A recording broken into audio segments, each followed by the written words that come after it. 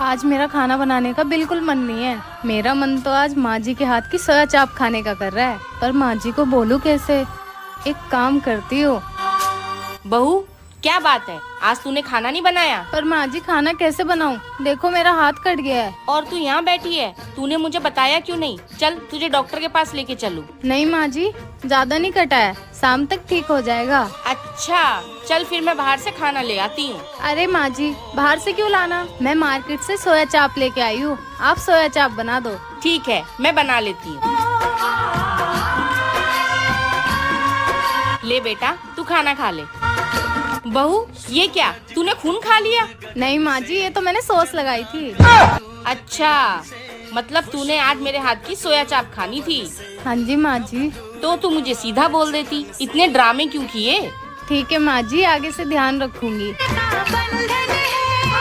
सुनो, मेरा भाई थोड़ा लेट आएगा तो उसका इंतजार करना, सो मत जाना। पर दीदी, रात के 11 बज गए, मुझे भूख लगी है। भूख लगी है? आपको आपकी मम्मी ने सिखा के नहीं भेजा है क्या कि नई नवेली दुल्हन पति के खाना खाने के बाद ही खाना खा सकती है? पर दीदी, वो पता नहीं कब तक के आएंगे, तब तक कि मैं भूखी रहूंगी क्या? हाँ तो रहना ही पड़ेगा। जब हमारी शादी हुई थी ना तो हम भी ऐसे ही भूखे रहते थे। ठीक है दीदी, तब तक के मैं आराम कर लेती, जब तक के वो नहीं आते। आराम नहीं करना है, मेरे भाई का इंतजार करना है जब तक वो नहीं आ जाता। जी दीदी। पता नहीं क्या रिवाज है ये, पता नहीं कब आएंगे वो। एक तो भूख लगी है, ऊपर से नींद भी इतनी आ रही है। क्या शादी के बाद भूखे प्यासे भी रहना पड़ता है? ये कैसा जुर्म है बहुओं पर? ऐसे रीति रिवाज के चक्कर में न जाने कितने। मम्मी जी, ये देखिए मेरी मम्मी ने साड़ी भेजी है, कितनी सुंदर है ना मम्मी जी? हाँ बहू, साड़ी तो सुंदर है। मम्मी जी, ये पूरे 10,000 की साड़ी मम्मी ने भेजी है। अरे वाह मम्मी, ये साड़ी किसकी है? ये तो बहुत प्यारी लग रही है। ये साड़ी तेरी भाभी की है, उनकी मम्मी ने भेजा है। भाभी, ये साड़ी तो बहुत सुंदर लग रही है। ऐसा करिए, ये आप मुझे दे दीजिए। वैसे भी आपने बहुत दिनों से मुझे कुछ गिफ्ट भी नहीं दिया है। दीदी, ये साड़ी मत लीजिए, अलमारी में और भी साड़ियाँ रखी हुई हैं, उनमें से आप कोई भी ले लीजिए।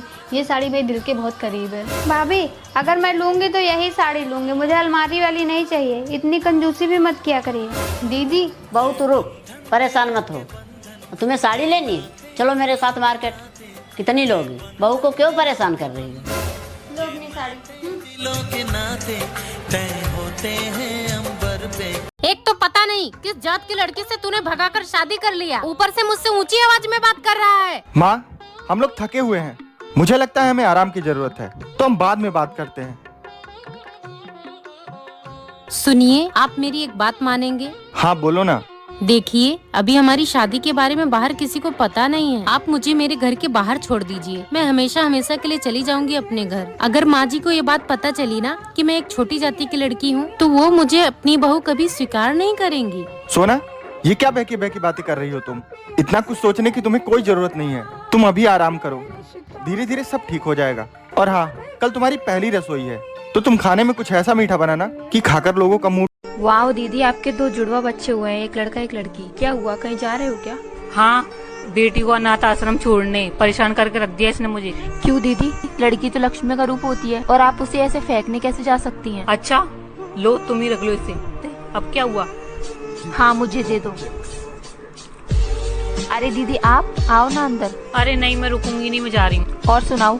मेरे बेटे का क्या बताऊं, वो तो दिन भर बैठा रहता है, काम धंधा तो है नहीं उसके पास, दिन भर गुंडागर्दी करता रहता है। खैर मेरी छोड़, तू अपनी बता, तूने अपनी बेटी की शादी की या नहीं? अरे दीदी, शादी की तो कोई फिक्र ही नहीं है, मेरी बेटी अफसर जो बन गई है। क्या अफसर बन गई है? हाँ दीदी, मेरी बेटी अफसर बन गई है, मुझे उस पर बहुत गर्व है।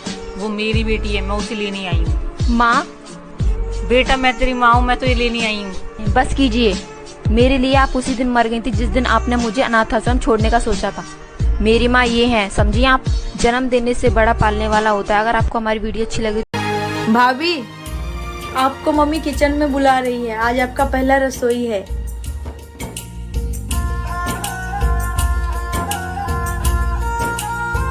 भाभी, क्या हुआ, आप क्यों रो रही हो? मुझे मेरे पापा की बहुत फिक्र हो रही है। उन्होंने मेरे दहेज के लिए बहुत कर्ज लिया है, वो ये कर्ज कहाँ से चुकाएंगे? आप टेंशन मत लो, सब ठीक हो जाएगा।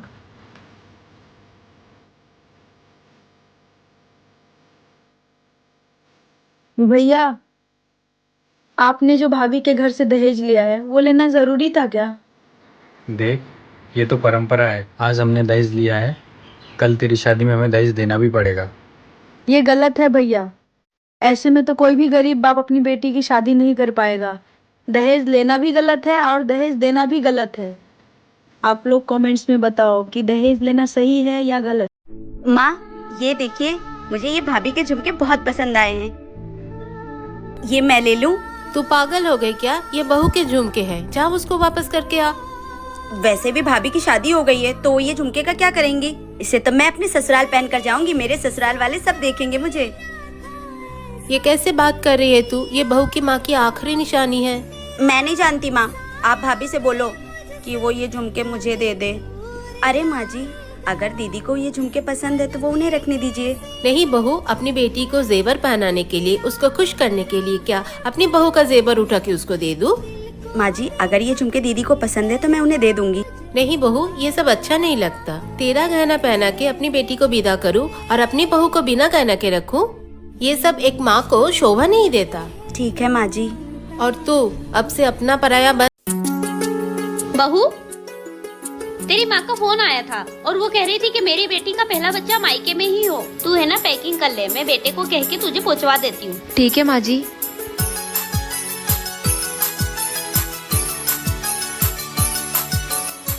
हेलो माँ, मैं मायके नहीं आऊंगी। क्यों बेटा? क्योंकि मेरी सासू माँ की इच्छा है कि मेरा पहला बच्चा मेरे ससुराल में ही हो। लेकिन बेटा, तेरी सासू माँ तेरा अच्छे से ख्याल नहीं रख पाएगी। अरे माँ, ऐसा नहीं है, वो तो बहुत अच्छी है और वो तो मेरा अभी से ख्याल रखने लग गई है, आपकी तरह। ठीक है, जैसा तुझे ठीक लगे। ठीक है माँ। ये ले बेटा हल्दी वाला दूध, मैंने अंजू को तुझे देने के लिए बोला था, उसने मुझे दे दिया। बहू। हाँ जी माँ जी, शाम के 6 बज गए, मैं थोड़ा शहर पे जाके आती हूँ। ठीक है माँ जी। हाँ बेटा, और मैं बाहर से ताला लगा के जा रही हूँ, तो खाना बना लेना। माँ जी, मैं खाना तो बना लूँ, लेकिन आप बाहर से ताला क्यों लगा के जाओगे? अरे अगर मैं ताला लगा के नहीं जाऊँ तो बाहर की हवा अंदर आ जाएगी और तुझे नजर लग जाएगी ना। पर माँ जी, मुझे कहाँ नजर लगती है। अच्छा, तो नहीं लगती तो तू घर से बाहर क्यों नहीं निकलती है? क्यों घर में खुद को गहनों की तरह कैद रखा है?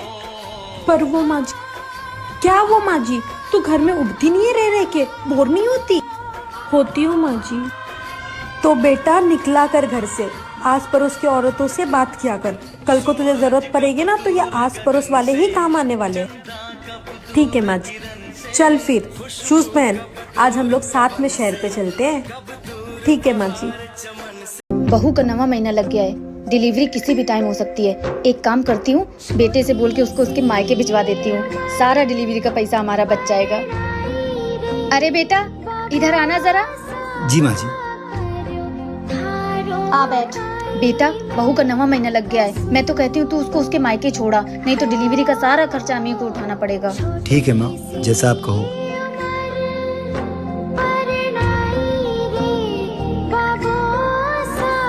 दीक्षा, अपने सारे कपड़े पैक कर लो और तैयार हो जाओ, मैं तुम्हें तुम्हारे मायके छोड़ देता हूँ। कैसी बात कर रहे हैं आप? मेरे घर वाले कितने गरीब हैं, वो मेरे डिलीवरी का खर्चा कैसे उठाएंगे? वो सब मुझे नहीं पता, तुझसे इतना बोला उतना कर। औलाद आप लोगों को चाहिए, वंश आप लोगों को आगे बढ़ाना है, और अगर लड़का हो गया तो आपके घर का नाम रोशन करेगा। फिर खर्चा मेरे मायके वाले क्यों उठाए भला? मुझे तो ये नहीं समझ आता कि आप लोग पैसों की वजह से और कितनी हद तक गिरेंगे।